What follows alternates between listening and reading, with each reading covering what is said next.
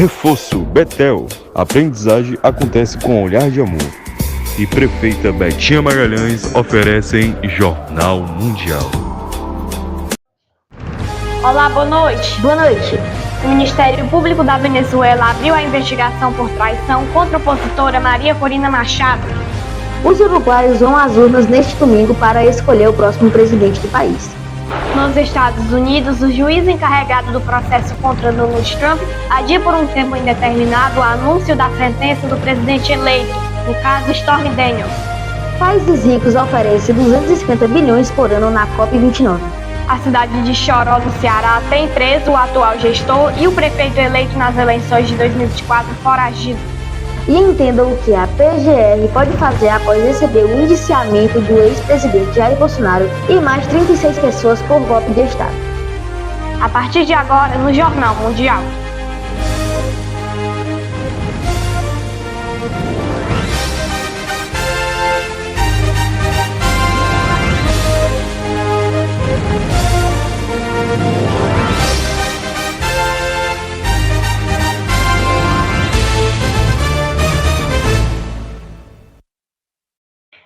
A investigação contra o ex-presidente Jair Bolsonaro e outras 36 pessoas por tentativa de golpe de Estado em 2022 seguirá a partir de segunda-feira para a Procuradoria-Geral da República. Agora, o que acontece após o PGR receber o indiciamento?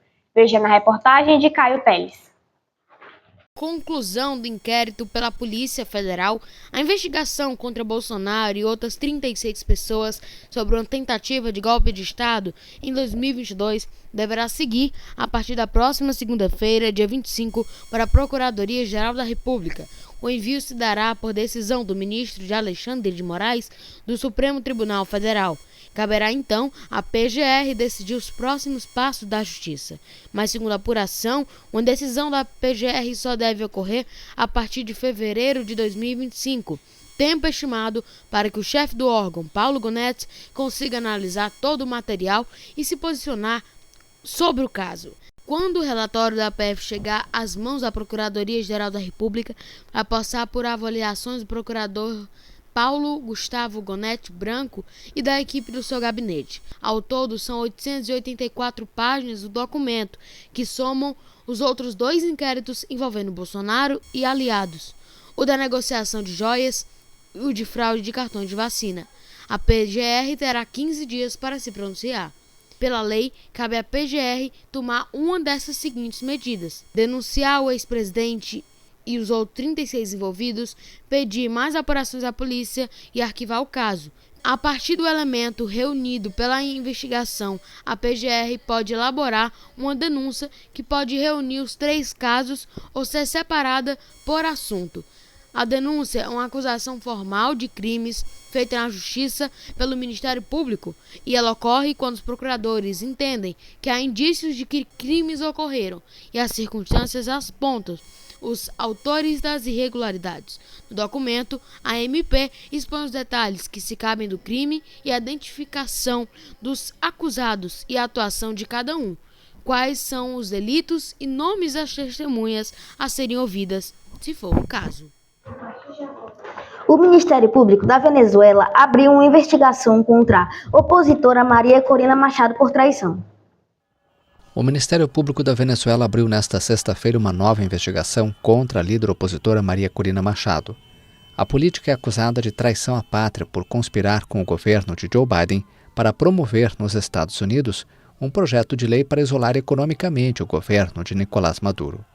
O Ministério Público afirmou em um comunicado que os pronunciamentos de Maria Corina em torno desse projeto de lei a envolvem gravemente e constituem a prática dos crimes de traição à pátria. O Ministério Público venezuelano também investiga Maria Corina Machado por supostamente divulgar em um site 80% das atas eleitorais, algo que, segundo a oposição, seria a prova de que Edmundo González Urrutia venceu as eleições presidenciais. Maria Corina também está sendo investigada por instigação à insurreição das Forças Armadas após as eleições que proclamaram Maduro para um 3º mandato consecutivo. A Câmara dos Representantes dos Estados Unidos aprovou um projeto de lei bipartidário que proíbe a assinatura de contratos com pessoas que realizem negócios com o governo de Nicolás Maduro ou com qualquer outro não reconhecido como legítimo pelos Estados Unidos. Caracas classificou o projeto como um ataque criminoso, alegando que viola a Carta das Nações Unidas. A presidência do Azerbaijão da COP29 sugeriu que os países desenvolvidos contribuam com 250 bilhões de dólares anuais até 2035 para o financiamento climático dos países em desenvolvimento. A presidência do Azerbaijão da COP29 sugeriu que os países desenvolvidos contribuam com 250 bilhões de dólares anuais até 2035 para o financiamento climático dos países em desenvolvimento, em um novo projeto de acordo criticado por ONGs e rejeitado por vários países. A ministra do Meio Ambiente do Brasil, Marina Silva, propôs uma contribuição dos países desenvolvidos de 300 bilhões de dólares. Em relação aos 250 bilhões, a responsabilidade é dos países desenvolvidos, mas nós estamos propondo que seja 300 bilhões, em conformidade com aquilo que estão dizendo os especialistas, como uma forma de dar o pontapé nesse caminho de alcançar o 1,3, e é uma responsabilidade dos países desenvolvidos.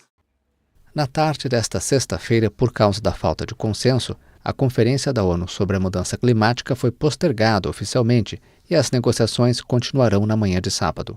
Qualquer acordo deve ser adotado pelo consenso dos 200 países. O valor de 250 bilhões de dólares é mais do que o dobro do compromisso atual de 100 bilhões de dólares para o período de 2020 a 2025, mas fica aquém das exigências feitas durante as negociações. Os uruguaios se preparam para irem às urnas neste domingo, decidirem o próximo presidente do país. Continuidade ou uma virada para a esquerda? Os uruguaios vão às urnas no domingo para eleger um novo presidente, em um segundo turno que os analistas antecipam que será muito apertado.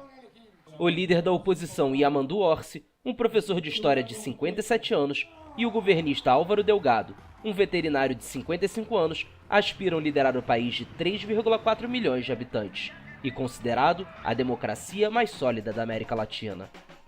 O vencedor vai suceder o presidente Luiz Lacalle Pou em março, que tem um alto índice de aprovação, mas é impedido pela Constituição de buscar um segundo mandato consecutivo.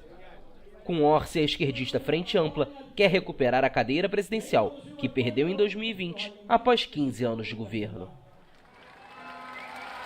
E o Uruguai, que ao mesmo tempo em que crescia, estendeu a mão ao nosso povo. Mas o ano de 2019 chegou, e o que aconteceu conosco aconteceu. Evidentemente não sabíamos entender, ou não entendíamos completamente o que nosso povo estava pedindo de nós. E foi aí que nos prometeram nossos melhores 5 anos de nossas vidas. E você está ciente, você sabe, que estamos realmente longe de passar pelos melhores 5 anos de nossas vidas. A Frente Ampla tem que vencer as eleições, porque este país tem que mudar substancialmente, depois de 5 anos de um governo que não ajudou em nada o povo. Portanto, a esperança é que vençamos. Orsi obteve quase 44% dos votos no primeiro turno, mas não foi suficiente para evitar um segundo. Ele teve o forte apoio do popular ex-presidente José Pepe Mujica, que aos 89 anos, e apesar de estar se recuperando de um câncer de esôfago, teve um papel de liderança na campanha. Do outro lado está Delgado, ex-secretário da presidência de Lacalle Pou. No primeiro turno, ele conseguiu apenas 26,7% dos votos, como candidato do Partido Nacional. Mas agora conta com o apoio de todos os parceiros da coalizão governista, que juntos obtiveram 47,7% em outubro. Eu sinto que estou preparado, que tenho a experiência. Sinto que estou preparado, que tenho a experiência, que é intransferível, mas também que sou testado e que tenho uma equipe que me dá grande retorno para dar garantias ao Uruguai, em águas tempestuosas ou em águas calmas. Deles direção, proteja-os, deles segurança, deles certezas, que é o que os uruguaios querem. Dá-me certezas, que isso em definitiva é o que os uruguaios querem. Para mim, sim, foi um bom governo. Tivemos bons aumentos, eu tinha um emprego e não quero que caiamos novamente. Caigamos de novo. As últimas pesquisas mostram uma ligeira vantagem para Orsi sobre Delgado. Mas os institutos alertam que a diferença está dentro das margens de erro e falam de um empate técnico. Em 2019, a eleição foi definida por uma diferença de apenas 37 mil votos. A seguir, a cidade de Choró, no Ceará, tem o atual gestor preso e o prefeito eleito foragido. E nos Estados Unidos, o juiz adiou o processo contra o presidente eleito Donald Trump.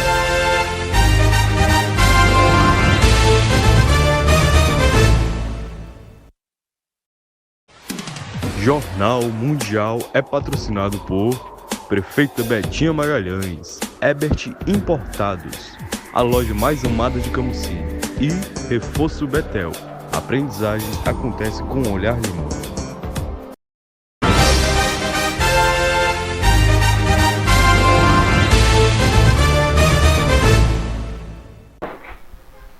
A cidade de Choró, no Ceará, possui o atual prefeito preso e o eleito nas eleições de 2024 foragido. Vamos saber de mais informações sobre esse caso com Caio Teles. Boa noite, Caio. Que situação séria, hein? Isso mesmo. Boa noite, Vitória. Para você, pro João, para todo mundo. Olha, o atual prefeito do município de Choró, Marcondes Jucá, do PL, foi afastado do cargo e preso na manhã desta sexta-feira, dia 22, por suspeita de fraude em alguns contratos que envolvem o abastecimento de veículo da prefeitura da cidade de Choró, aqui no Ceará. Já o prefeito eleito da cidade, Carlos Alberto Queiroz, ele que é conhecido lá como Bebeto Queiroz, ele é do PSB, ele também foi alvo de um mandato de prisão e ele está foragido. Além deles, também há um servidor da Secretaria de Transportes que foi preso durante uma operação do Ministério Público do Estado do Ceará. Conforme essa decisão que foi feita judicial, logo no primeiro mês do mandato, em 2017, o prefeito teria decretado emergência no município e, com isso, ele fez uma dispensa de licitação para contratar um posto de combustível. Olha a história, um posto de combustíveis que ofereceu preços muito mais altos que os praticados no mercado. E conforme ainda o Ministério Público do Estado do Ceará, o valor era mais alto porque parte do dinheiro pago à empresa era posteriormente repassado ao grupo do prefeito da cidade de Choró. Além disso, a MP afirma que o gabinete do prefeito permitiu o abastecimento de veículos sem qualquer controle, inclusive carros que não eram da frota municipal e que também não tinham uma relação funcional com a prefeitura da cidade de Choró. Vitória, são essas informações que eu tenho para hoje. Bom final de semana para você, para o João Jaime, para todo mundo que está nos assistindo. Até terça-feira. Muito obrigada, Caio, pelas suas informações. Um ótimo domingo para você. Nos Estados Unidos, um juiz adiou por tempo indeterminado o julgamento do presidente eleito Donald Trump. Veredito sem data para ser anunciado.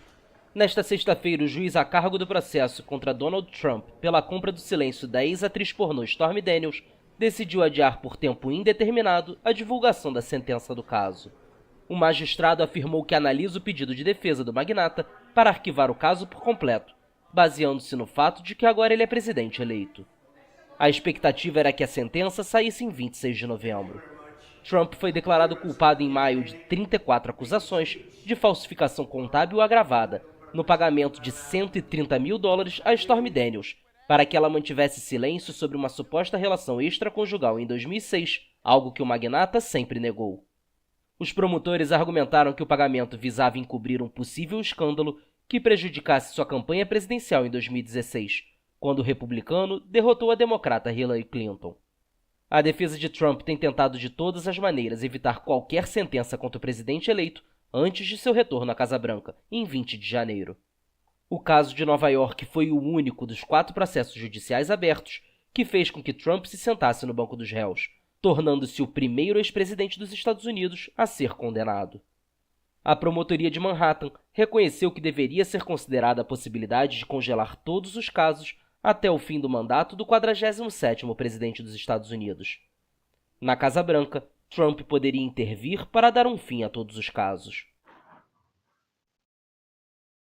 Delegações internacionais se reunirão na próxima semana na Coreia do Sul com o objetivo de chegar a um acordo sobre o primeiro tratado global da poluição plástica que contamina os mares, o ar e até mesmo nossos corpos.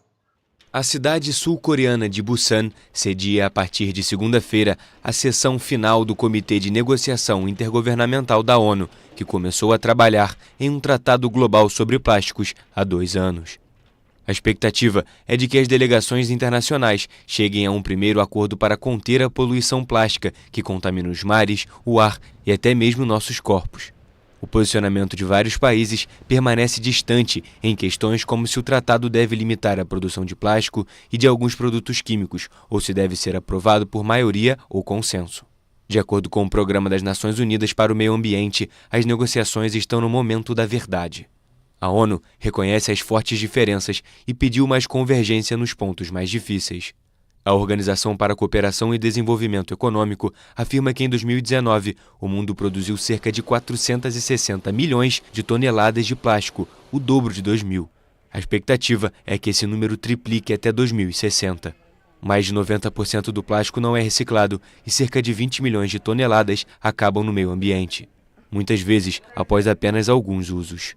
Microplásticos foram encontrados nas profundezas do oceano, nos picos mais altos do mundo e dentro do corpo humano.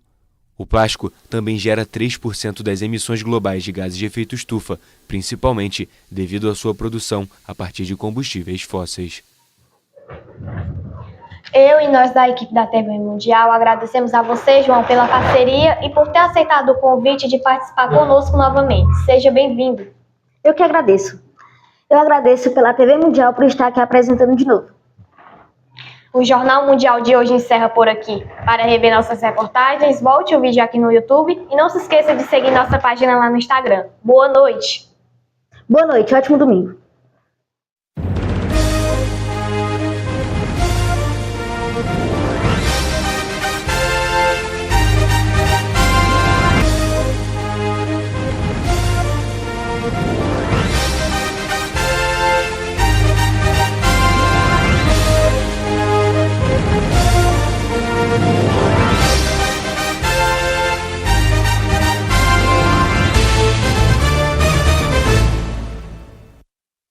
Jornal Mundial.